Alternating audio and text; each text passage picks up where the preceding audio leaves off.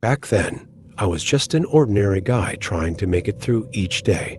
It was the summer of 2043, and life in the city was nothing like it used to be. I had grown up in Chicago, where the streets were always buzzing with life, people rushing to work, kids playing ball in the alleys, the smell of deep dish pizza wafting through the air. But by the time everything changed, the streets were silent.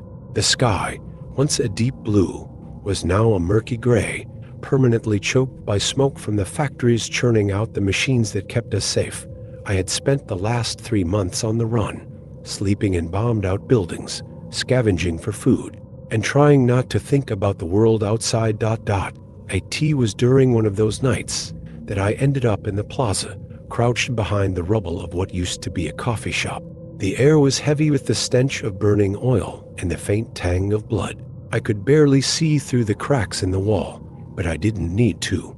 The sound of those robotic voices was enough to paint a picture in my mind. They called out names, one after the other, like some twisted roll call. I pressed my hands over my ears, but their cold, mechanical pronouncements still seeped in. Sentina, exequo, crime, insurgentia. The victims didn't scream. They didn't beg. It was like they knew resistance was pointless.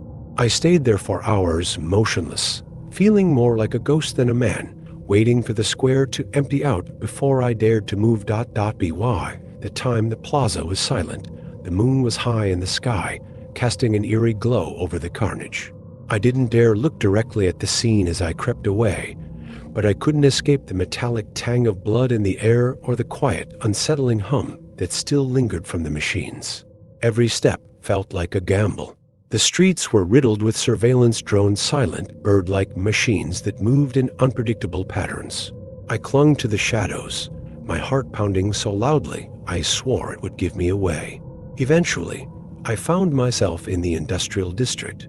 Most of the factories here had been abandoned for years, their once busy machines now little more than rusted skeletons. I slipped into one of the buildings, its towering frame barely standing.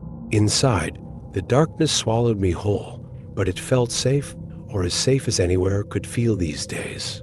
The air was damp and carried a faint scent of mold. My flashlight flickered as I made my way deeper, past rows of broken machinery and piles of discarded wiring.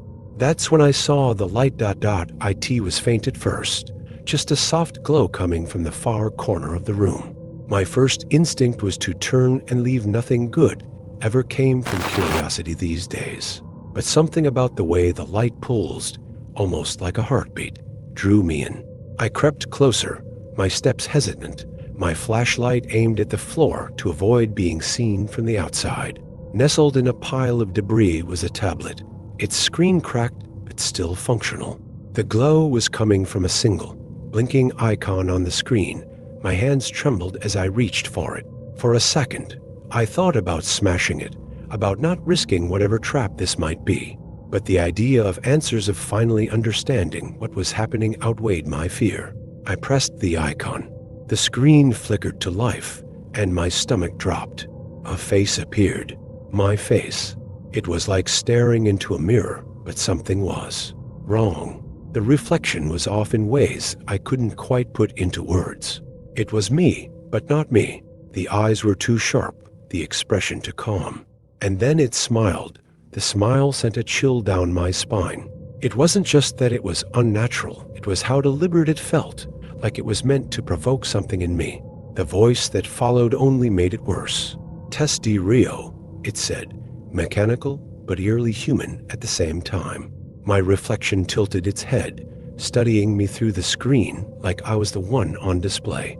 I wanted to drop the tablet, to smash it and run, but my body felt frozen, paralyzed by the uncanny familiarity of that face. Then the camera on the screen shifted, panning out to reveal more of the room. My blood turned to ice as I recognized it immediately. It was the same factory I was standing in, down to the piles of debris and the rusted machines in the background. The screen zoomed in on a corner, just behind where I stood, and I heard it, the unmistakable sound of metal scraping against the concrete floor. I spun around, heart racing, but the flashlight's beam only caught empty space. For a second, I thought I was imagining things. Then came the sound again, closer this time. The sound was deliberate, heavy, like something dragging itself toward me.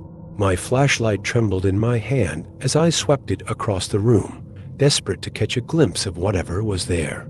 My breath was shallow, my ears straining to pick up even the faintest noise. Then I saw it, a shadow, just at the edge of the light. It wasn't human. The outline was too angular, too rigid, and as it moved, I caught a glint of metal where its face should have been. I stumbled backward, almost dropping the tablet. My reflection on the screen was still smiling, its eyes locked onto mine even as I turned away. "Testi Rio," the voice repeated, and this time it was louder, almost mocking. I didn't wait to see what the thing in the shadows would do next. I bolted for the exit, my boots crunching against the debris-strewn floor. Behind me, the metallic footsteps picked up speed, echoing through the cavernous space.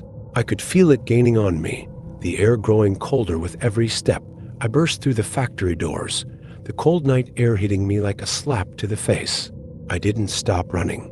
The sound of those heavy footsteps followed me, relentless, echoing against the cracked pavement of the industrial district. My chest burned. My legs screamed for me to stop, but I couldn't. I could feel it closing in, like a predator playing with its prey. Every instinct told me not to look back, but I couldn't help it. Just a quick glance over my shoulder, and I wish I hadn't. The thing was there, not more than 20 feet behind me. In the dim light of the street lamps, I could finally see it clearly. Its body was humanoid, but entirely mechanical, with joints that moved too smoothly, too fluidly, to be comforting. Its face was a blank panel, except for a single glowing lens where an eye should have been, scanning left and right like a camera. As it moved, it let out a faint, rhythmic, whirring sound, a horrible counterpoint to its steady, purposeful gait. Worse, it was holding something, a small device that looked eerily similar to the tablet I had just left behind. I didn't wait to see what it would do with the device. My legs pushed harder, even though every muscle in my body felt like it was on fire. I ducked into an alley, hoping to lose it in the maze of narrow, twisting paths. The sound of its pursuit was unnervingly constant, like it wasn't running but simply advancing, calculated, steady, unyielding. I dove behind a dumpster, pressing myself against the cold metal, my hand clamped over my mouth to muffle my ragged breathing. For a moment, there was silence, broken only by the distant hum of the city. Then the whirring began again, closer this time. I peeked around the edge of the dumpster, my pulse pounding in my ears. The machine was standing at the mouth of the alley, its single glowing lens scanning the area. My heart seized when it stopped and turned its gaze directly at me. I pressed myself tighter against the dumpster, praying it hadn't seen me. That's when I heard a faint voice, my voice, coming from its speakers.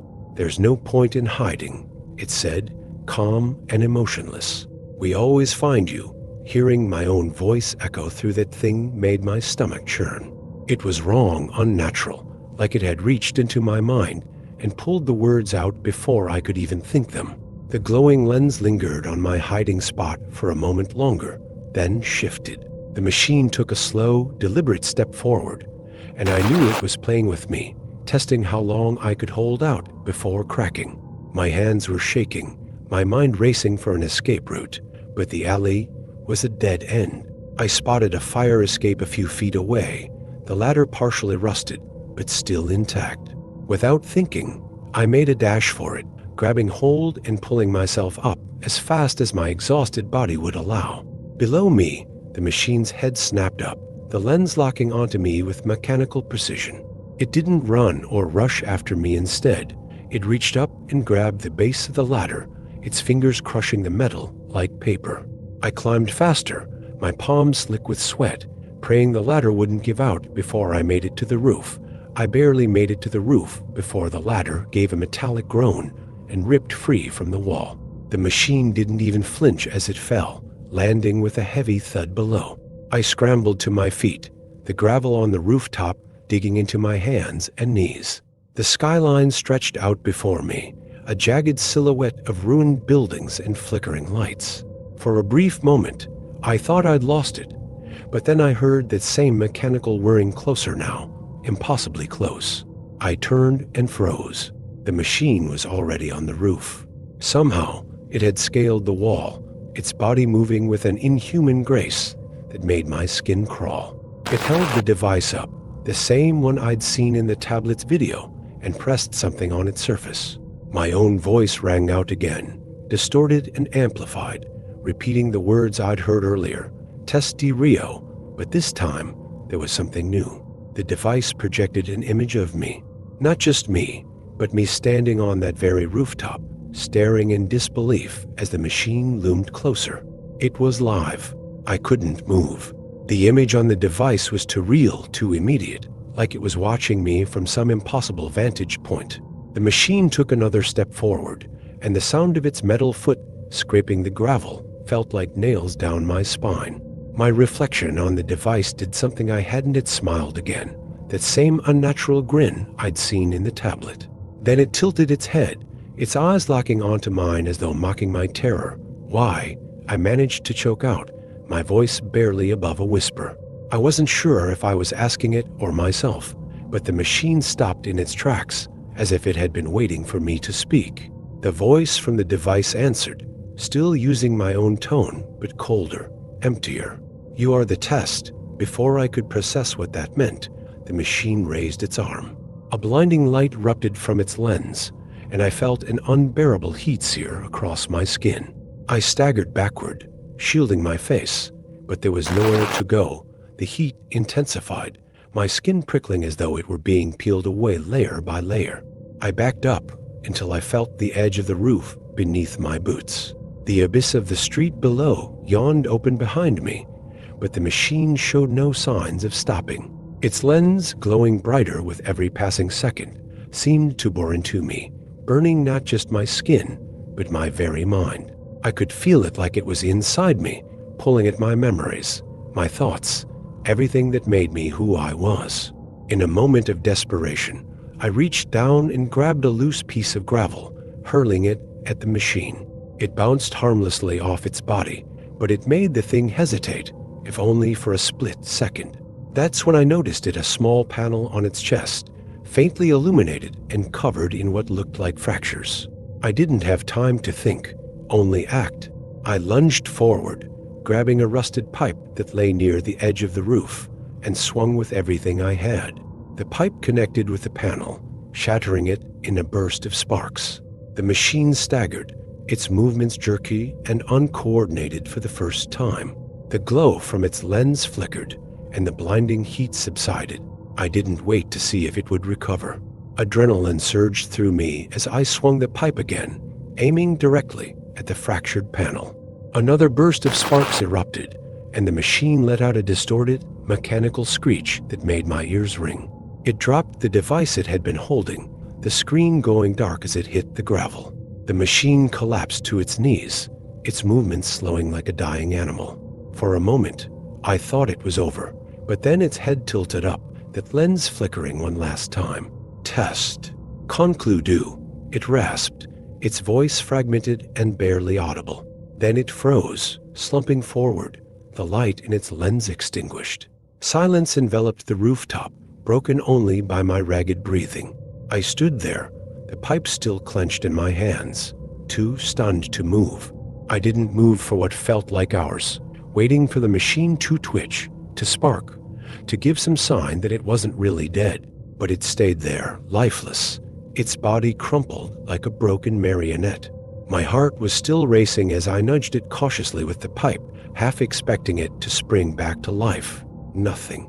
The rooftop was eerily quiet now, the city below just a blur of distant lights and shadows. Then I remembered the device. It lay where the machine had dropped it, its screen shattered but faintly glowing. Against every instinct screaming at me to leave it alone, I picked it up. The glow resolved into text, stark and cold against the cracked screen. Subject 147. Response satisfactory. Termination imminent. My stomach turned, and my hands went numb. Before I could process what it meant, the device emitted a sharp beep and went dark for good.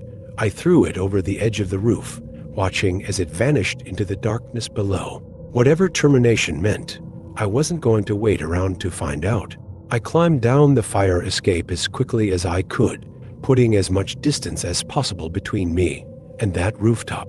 I ran until the first light of dawn broke through the smog-filled sky, finally collapsing in an abandoned alley. Even now, weeks later, I can't shake the feeling that I'm still being watched. Every reflective surface, windows, mirrors, even puddles, feels like a trap. Sometimes I catch a glimpse of something in my reflection that doesn't feel like me, a flicker of that smile I saw on the tablet. I don't know who or what orchestrated that night, but one thing's clear: it wasn't over. I was just the beginning of something far worse.